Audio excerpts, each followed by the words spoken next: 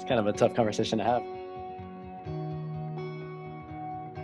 Found out when I was in college. I was going to school at UF in Gainesville, and I had just gone to school for class.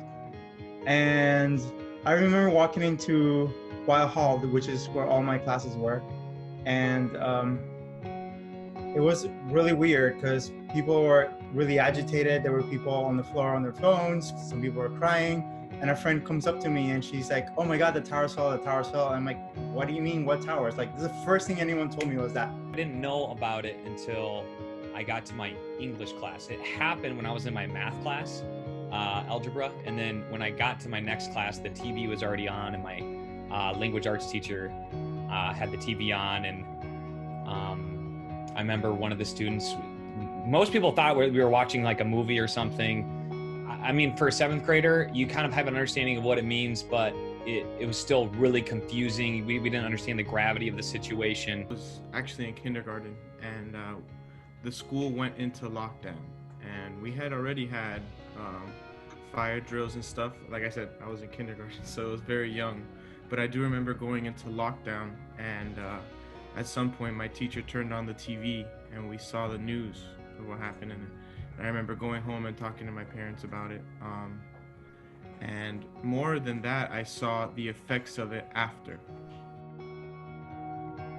I mean, I feel like it's mostly referring to all the people who gave up their lives in an attempt to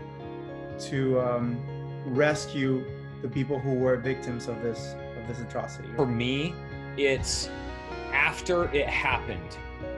Never forget like the camaraderie and the unity that Americans had. I mean, it gives me chills just thinking about this. Firefighters going in, knowing that there's already firefighters that died, and they went in anyway because that was the right thing to do. And police officers, paramedics, everybody, just everyone was bonding together. And then even after that day, September 12th, people were just united, helping each other out. Forget does not mean hold a grudge, right? Because while many people lost their lives, many people, and many bad things came from it,